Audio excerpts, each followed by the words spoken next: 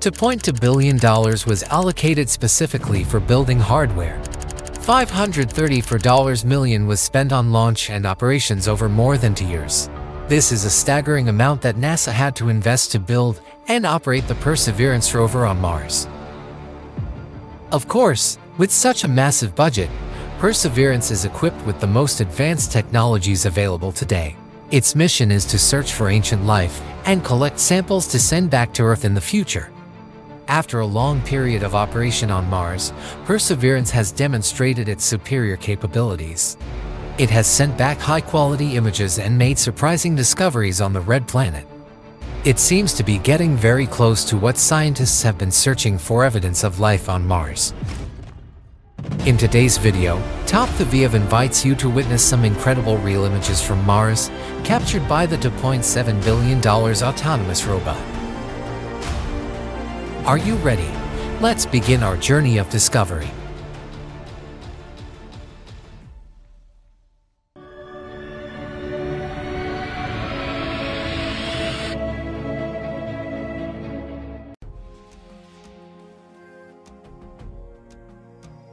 The video you're watching shows a unique astronomical event on Mars, a solar eclipse. This happens when Mars' moon Phobos passes in front of the Sun. Footage like this helps scientists better understand the orbit and physical properties of Phobos, the potato-shaped moon of Mars.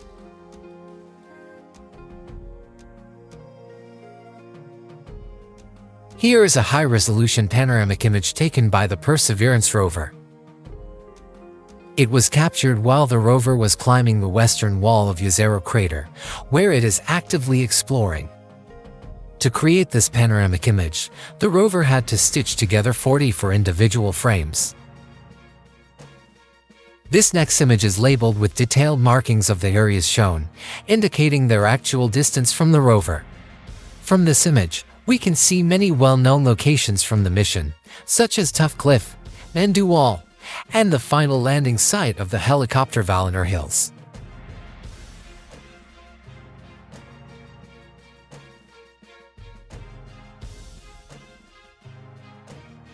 This is an animated image captured by the rover as it was reversing up the rim of Jezero crater. The animation was created from 31 separate images taken by the navigation camera.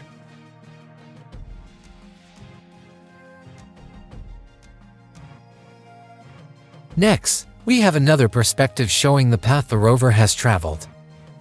You can see the fading wheel tracks stretching into the distance and the steep incline of the terrain where the photo was taken.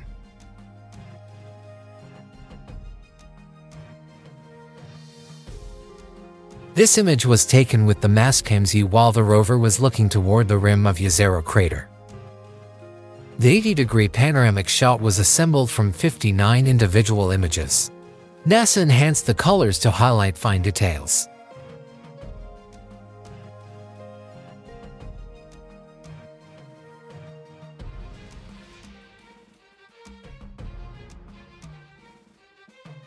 This is a special image, a selfie taken by the rover after collecting a sample. To take this selfie, the rover used a wide-angle sensor camera mounted on the end of its robotic arm. It took 62 individual photos and combined them to create the final image. Here's another selfie, taken while the rover was bending down to observe the drill hole it had just created to collect a sample.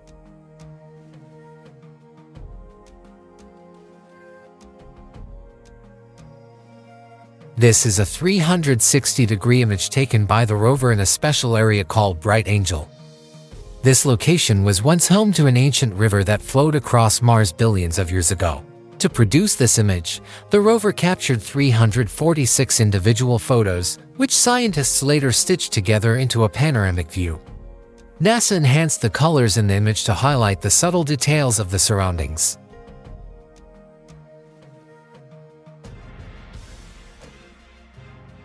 This is an image of a special rock featuring large white calcium sulfate veins. In the middle of the veins are reddish materials, which are believed to indicate the presence of hematite, one of the minerals responsible for Mars' characteristic rusty color. NASA has noted the presence of green olivine material, which typically forms in volcanic rocks like lava. Also seen are leopard-like spots, which may appear on rocks due to chemical reactions involving hematite on Mars. Here is an animated image showing the rover collecting a sample from a rock. This is the 21st rock core collected during the mission. To create this animation, NASA stitched together 33 individual images and sped up the motion by 390 times.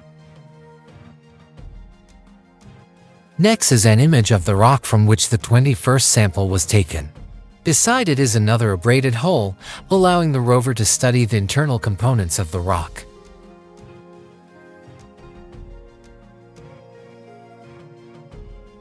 This is a rather emotional image, the final landing site of the Ingenuity helicopter.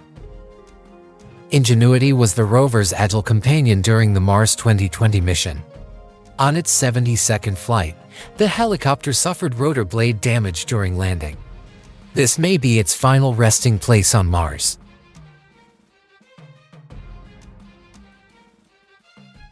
Here is a 360-degree panoramic video created from 993 individual images. The total resolution is 2.38 billion pixels. It shows the landscape of Airy Hill on Mars, where the rover has been exploring. The video reveals a quiet scene filled with rocks and sand, along with the rover's wheel tracks marking its journey.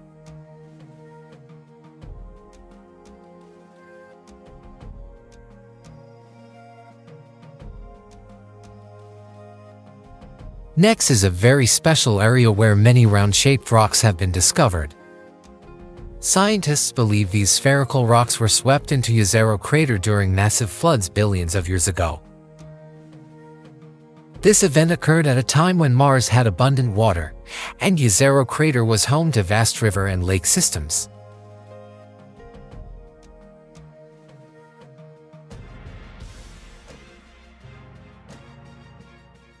This image shows a quarry in the Jezero crater area, filled with strangely gray rocks. Interspersed are the rover's wheel tracks as it passed through. Scientists believe these rocks were transported by deeper, faster-moving water in Mars' ancient past. Some of these dark rocks lie on top of small pebbles believed to have settled in ancient rivers and lakes, suggesting that the dark rocks arrived later.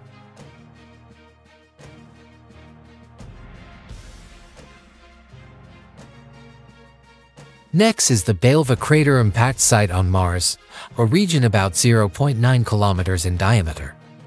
This area features flat, slab-like rocks that resemble cuts or slices, helping scientists infer the geological history of the region.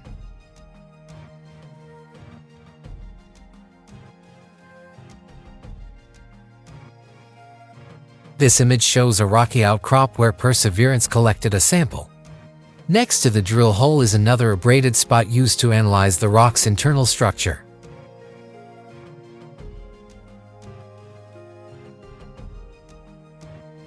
This image was captured by the rover, showing the Martian sky with drifting clouds just before sunrise.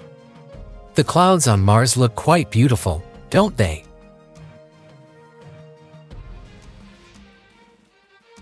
This photo was taken by the Navcam, showing a naturally formed sand ridge on Mars. It looks pretty unique. In the top left corner of the image, you can see where the Ingenuity helicopter landed after completing its 46th flight.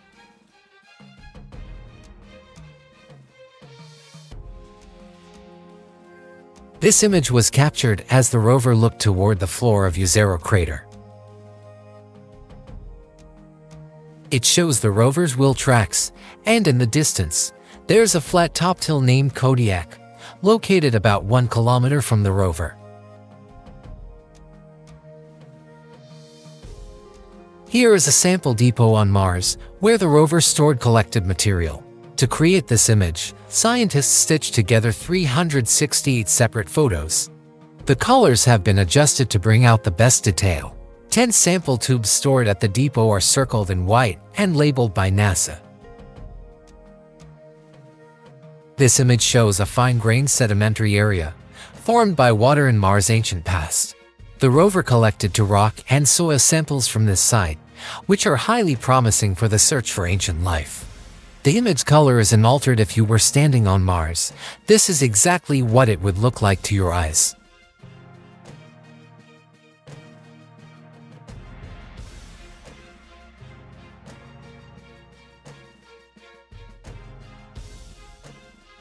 Next is another image with true color, showing a cliffside called Rocky Top. It looks similar to cliffs found in Shenandoah National Park. You can clearly see the many layers of sediment, which record Mars' geological history.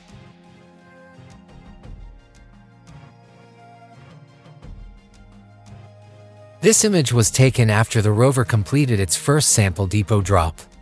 The color has been calibrated to match what human eyes would see if standing on Mars.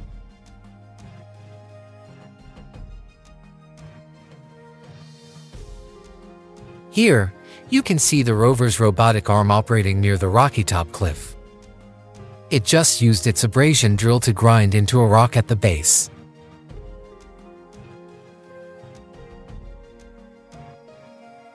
This animated sequence shows a powerful gust of wind sweeping across a Martian plain. The dust cloud in the animation covers an estimated 4 square kilometers. This is the first dust storm of this scale ever recorded on Mars. This photo was taken by the rover after it discovered its parachute and broken heat shield. These were the devices that helped the rover and the helicopter land safely on Mars. The image reveals just how challenging it is to land on the Martian surface.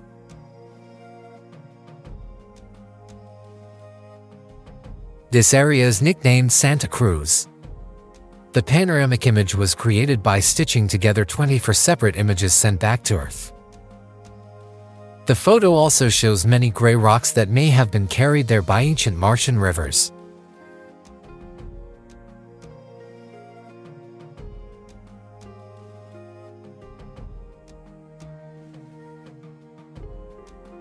Among all these images, which one impressed you the most? Let us know in the comments section of the video. The Fermi paradox could be solved by AI.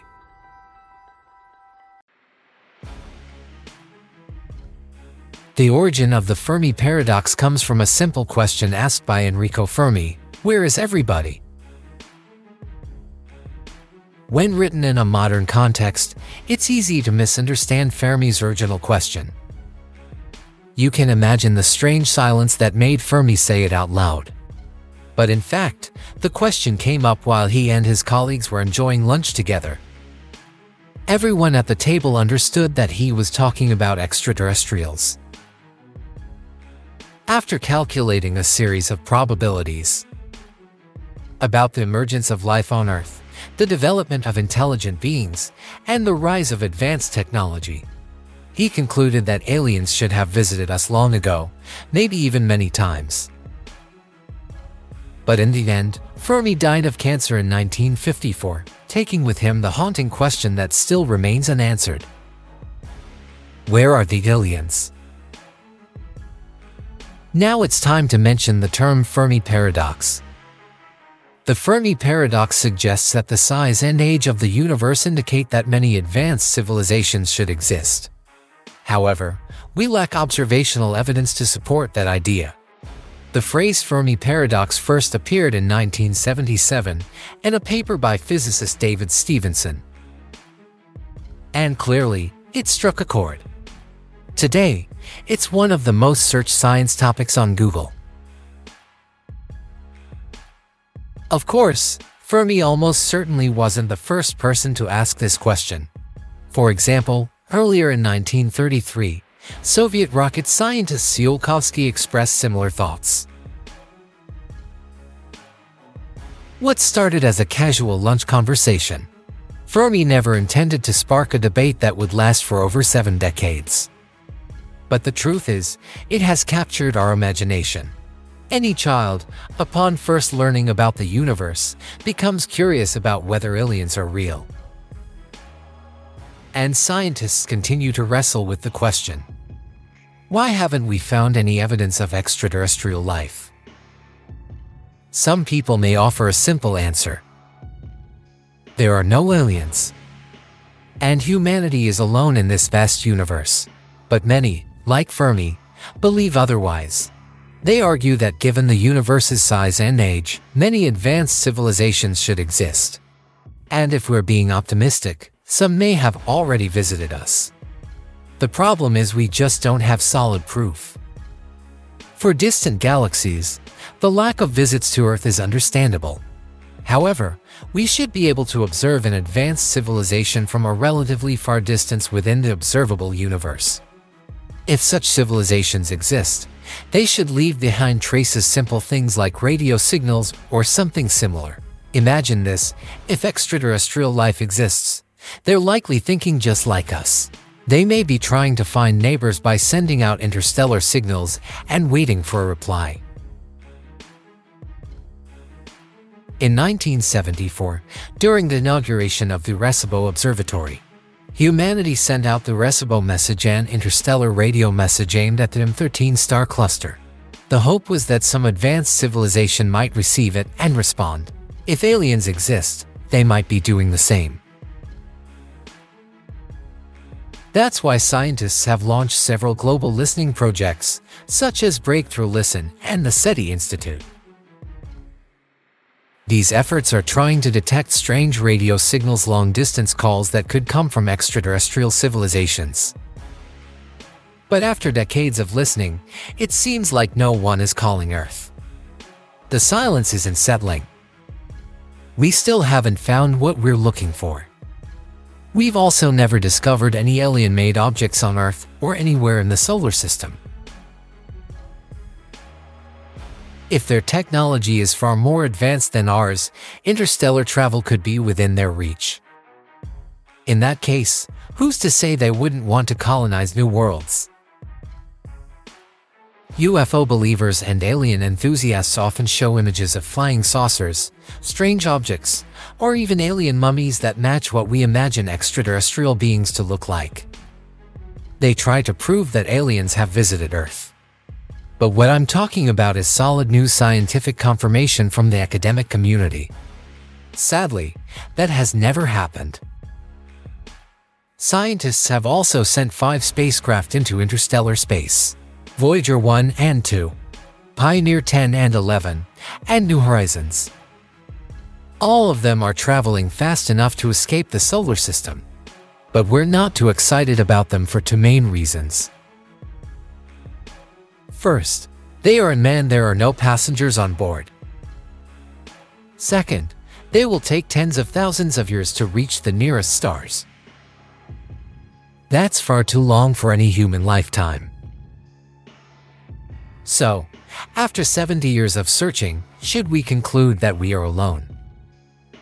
The short answer is no. The fact that we haven't found alien radio signals doesn't mean aliens don't exist. It's not that scientists are lazy or making excuses. They've proposed many possible explanations for the Fermi paradox. Reasons why we might not have found evidence of extraterrestrial life yet, even though, in theory, they should have shown up long ago. One of the first people to try solving the Fermi paradox was Michael Hart. In 1975, astrophysicist Michael Hart wrote a paper titled An Explanation for the Absence of Extraterrestrials on Earth.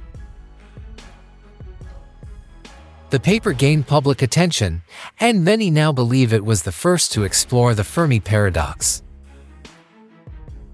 He wrote, "We observe that no intelligent beings from outer space are now present on Earth."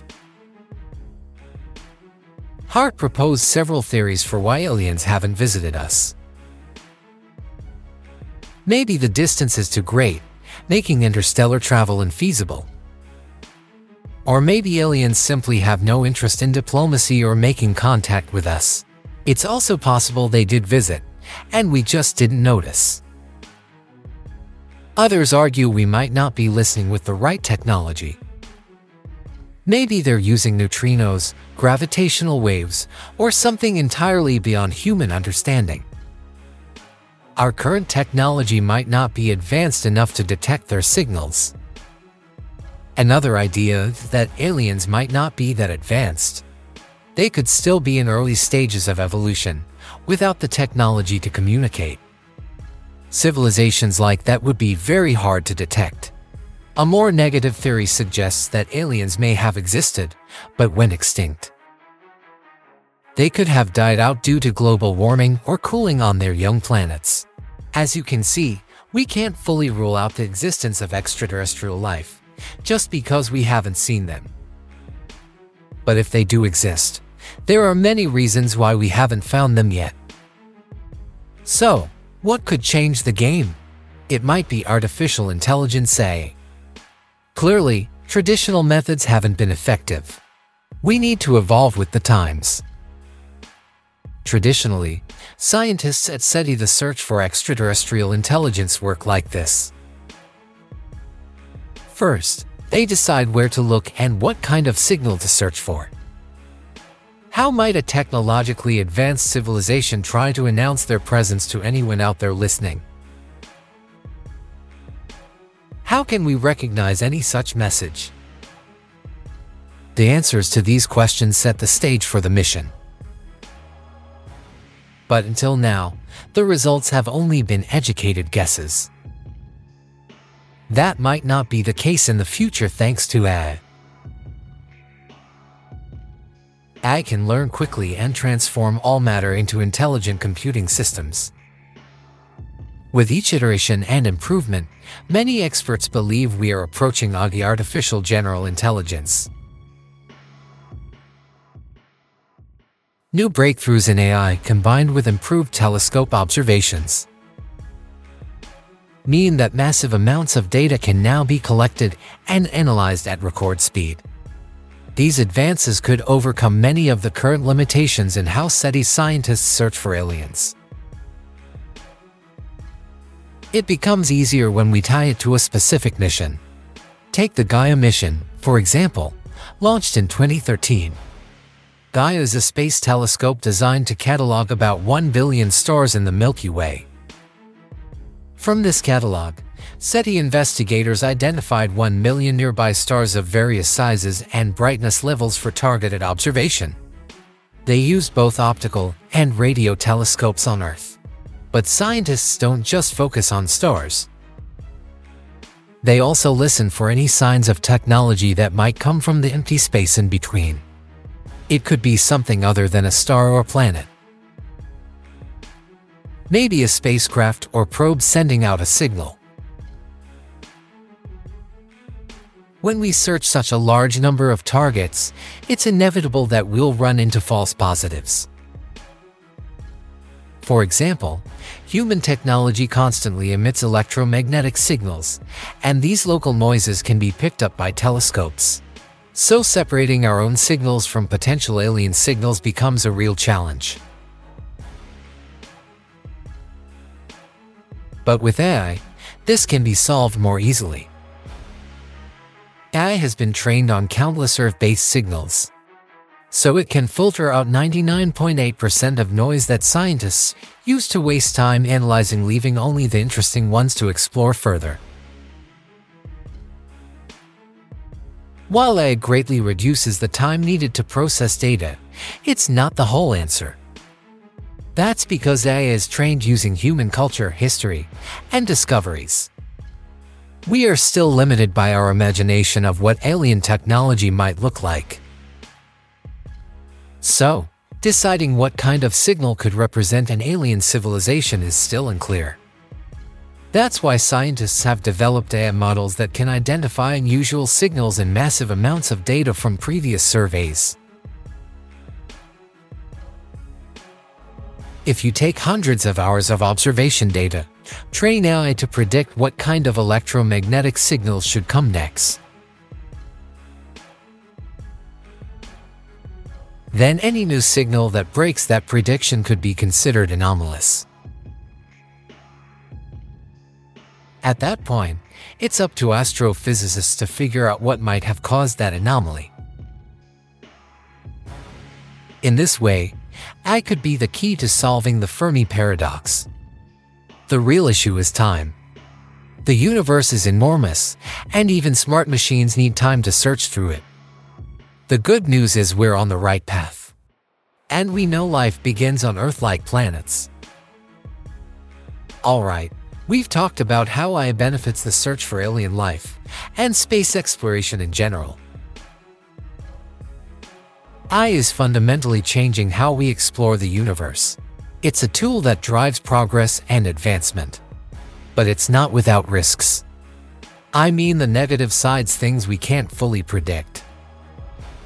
Now, some of you may ask, do aliens plan to dominate the galaxy, like in sci-fi movies? In the case of AI, watch out. Imagine we build 1,000 AI-powered robots. 999 of them remain under human control.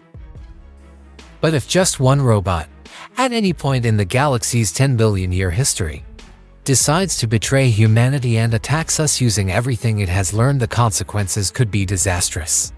One bad apple can ruin the whole party. What fascinates me most when talking about the search for alien civilizations is what's already right here on our planet. Over 5,000 exoplanets have been discovered so far. There are hundreds of moons in our solar system. Yet somehow Earth is the only place where life exists. Our planet sits in the Sun's habitable zone. Not too hot to lose its atmosphere, not too cold to freeze over. Earth is just right for liquid water to exist. It has an oxygen-rich atmosphere for breathing. And the synchronized movement of Earth, the Moon, and the Sun creates seasons throughout the year. After centuries of searching, we haven't found another planet with all the life-supporting conditions Earth has. We are incredibly lucky to live on this beautiful blue planet. But sadly, not many people realize what an honor that is. So I hope that after this video, you understand your place in the universe.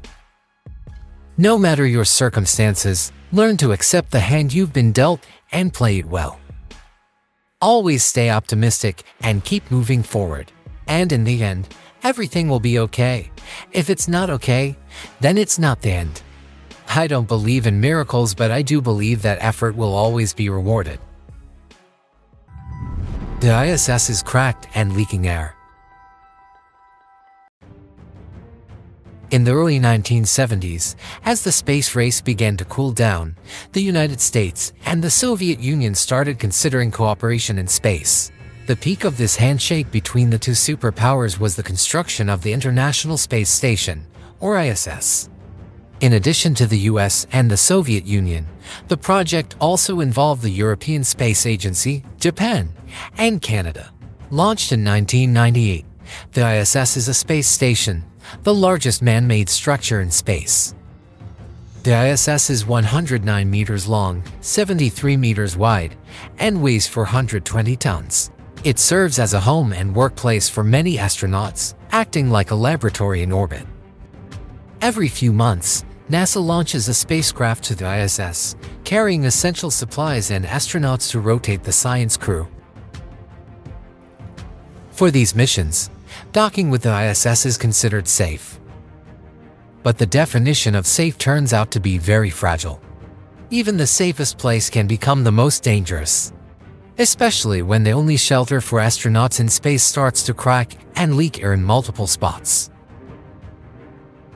Recently, NASA reported that they had found 4 cracks and 50 air leaks on the International Space Station.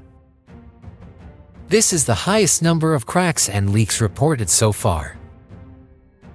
It shows how serious the situation has become. Air leaks are not new for the ISS. The first ones were discovered in 2019, when air began leaking from the hatch of Russia's Zvezda module. At first, it seemed like a small issue that could be patched quickly. But it turned out to be harder to fix than expected. The Russian space agency Roscosmos used sealant and patches to cover the leaks. However, this didn't fully solve the problem. A small amount of air continued to escape, increasing each year. In early 2024, NASA held an emergency meeting to announce that the air loss had jumped from 0.2 pounds per day to 0.4 pounds per day. That's from about 0.09 kilograms to 1.08 kilograms. The most serious incident happened in April 2024, when air leakage rose to a record 1.68 kilograms per day. Concerns about the station's safety have grown. The highest alert came in a recent report from NASA's Office of Inspector General. They rated the risk level as 5 out of 5, the most serious rating in NASA's internal safety scale. This is now the top safety concern for astronauts on the ISS. As a result, NASA and Roscosmos agreed to only open the hatch when absolutely necessary, and to keep it sealed at night. NASA astronauts have been warned to mentally prepare for a possible emergency evacuation. They are also instructed to stay in the US section of the station when the module is open, so they can stay close to the escape vehicles if an evacuation becomes necessary. This shows just how unsafe the ISS has become. The astronauts' second home, their only shelter in space, is now facing an unprecedented challenge. Over the past 26 years, astronauts have dealt with many emergencies on the ISS, but mentally preparing to evacuate the station has never happened before. This is the first time. However, NASA emphasized that the air leaks do not pose any direct danger to the astronauts on board or to the operation of the ISS. NASA and Roscosmos are working together to monitor the leaks and try to find the root cause. But the two agencies have not agreed on when or at what leak rate the situation becomes unacceptable. Nor have they decided when to start an emergency evacuation. The International Space Station orbits Earth at an altitude of about 400 kilometers. The truth is, it's not completely airtight. Every day, the cabin loses a small amount of air, but this is carefully monitored to maintain a comfortable atmospheric pressure for the crew. Some air leakage is expected over time. Leaks can occur due to routine station activities, such as spacewalks or spacecraft docking and departure. Air leakage is not the only concern on the ISS. The space station operates in low Earth orbit, about 400 kilometers above Earth. Up there, astronauts face many risks while working in a low-gravity environment. Sometimes they have to leave the station and perform dangerous spacewalks to repair or install equipment. Even inside the modules, the station faces threats from micrometeoroids and pieces of space debris.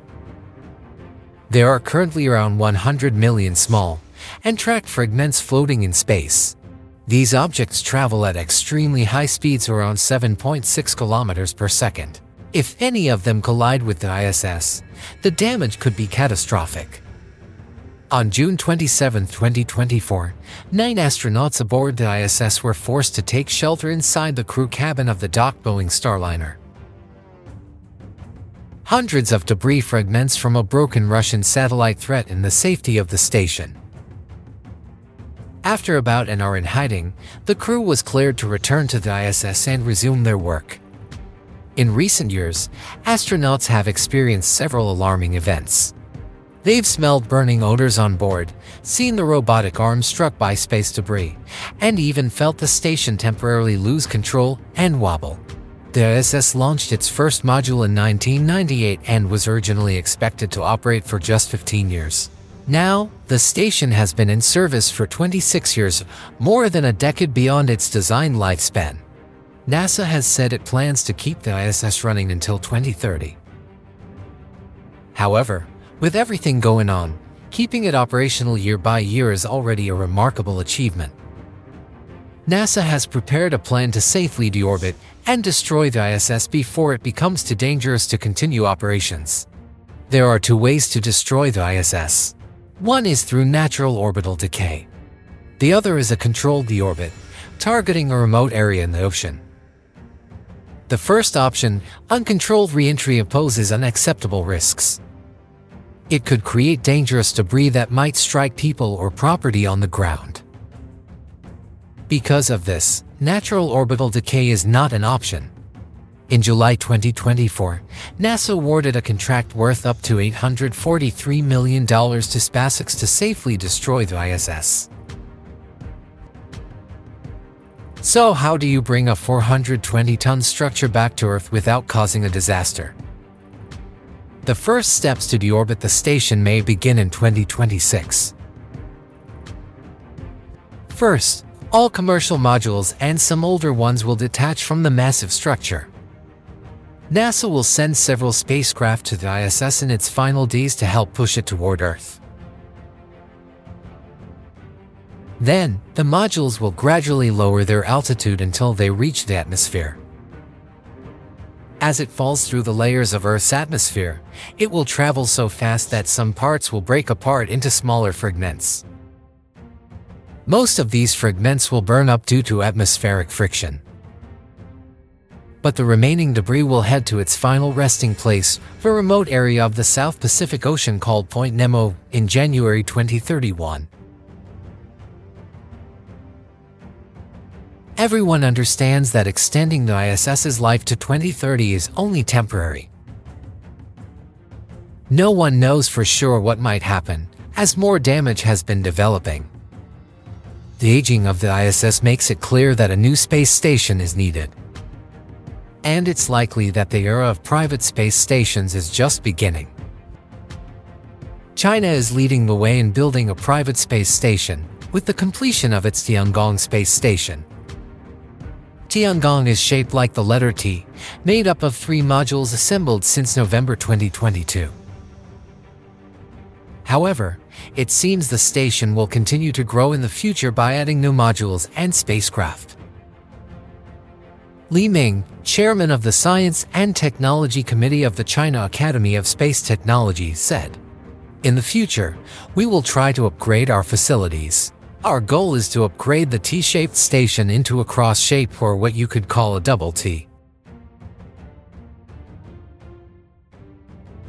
We are now ready to welcome international astronauts to join the Chinese space station program, based on mutual respect, shared benefits, inclusiveness, and equality. China plans to keep Tiangong about 20% the size of the ISS.